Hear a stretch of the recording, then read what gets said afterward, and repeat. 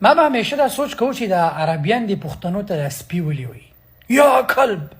ما تاسو پته ولګېده چې تاسو کلب کبیره مې او کلب صغیره مې. دا هغه پښتانه دي چې خلکو ته وایي موږ پښتانه داسې ناران یو. ما ته پته ولګېده تاسو ډېر ناران یې. د ده ښځه به اوس پردي لوښي وینځي او دا له دړان په سعودي کې همیشه پښتانه وایي رایټ پښتون غریب برباد دی او د پښتون وینې تویېږي او پښتون اخوا او پښتون دیخوا. پښتون په دنیا کې څوک پیژني نو چې دا دی څوک داسې شی دی دا کم باغ موړی ده خو په خپل ځانه صفت کو او په خپل ځان خلکو ته وایي چې موږ نه یو ناران. که موږ ناران موږ به دا چل کوو. د ده به خپله ښځه که ده ته اوس د ده ښځه ووایي چې ماله پیسې راولېږه جامو له د ګرمۍ د به چې د بخرۍ لورو تنخوا مې نه ده اخیستې او خولې دې راته وازې کړي. خو دا دلګان بړواګان د شیخ د سپي دا کچ سپي غټ عزتمندو اوس تاسو خپل انصاف وکړئ چې دا پښتنې تورسرې علیشه او د لیشه مور دا کار ښه کوي کو بد او دی بل بړوا ته وګوره دا پیسې به داسې شیندي ته به وکو عربیان ولا دا پیسې پرې ورکړي دي. دلته خپل بچي د لوګي د تند نه شلیدلو کپړو کې خسته تورسرې ښځې په کور زړه کړله د بچو زندگی تباه کړله.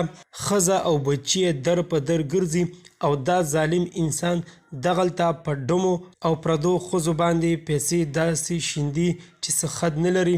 د خدای بنده یا د خدای په قهر اخته انسانه تا کې دومره احساس نشته ته دومره سوچ نه کوي ته د خپلو بچو او ښځې ته نه ګورې خپل مور او پلار ته نه ګورې خپل غریبۍ ته نه ګورې چې ته دا پیسې دومره بې رحمۍ سره شیندي تا به دا پیسې څومره په محنت او په مشقت سره ګټلې وي. یا ظالم انسانه په خدای یقین وکړه ستاسو په مذهب او ستاسو په دې سوچ او فکر باندې شاهد انور ایله دا بعضی خلک راپاسي شاهد انور پسې سپکې سپورې وای. د خدای بندګانانو د تاسو کې یو موټیویشن پیدا کړي یو جذبه او یو جوش در کې پیدا کړي. خدای بنده شاهد انور چې کمې خبرې کوي دا تاسو ته د زړه د تل نه کوي د خپل احساس دی د خپل ضمیر دی دا خپل احساس ملامته کوي چې زما پښتون ورور پښتون بچي ولې دومره په غفلت او د دنیا نه دومره ښکته روان دی. تاسو د نور ملکونو ته وګورئ د نورو قامونو ته وګورئ زمونږ نه وروسته زیات شوي دي. ته د هغوی ترقۍ او ټکنالوژي ته وګوره عقل به دې ورته حیران شي. بس کې نورې دا نشې او تماشې پرېږدې. خدای یقین وکړه داسې وخت در باندې را روان دی چې دا سعودي او دوبۍ به هم ګورې خپل ملکونو کې نه پرېږدي. ولې چې تاسو دونه جهالت درجې ته رسېدلي یې دومره جاهل شوي یې چې په خپلو بچو او په ښځه باندې ظلم کوئ بربریت کوئ او دغلته په ډمو او په پخاشو ښځو باندې پیسې شیندې.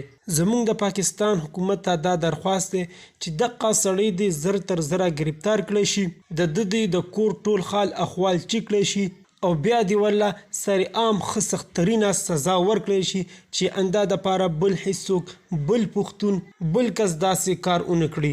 دوستانو دا وه زموږ د دې وخت نیو معلوماتي ویډیو.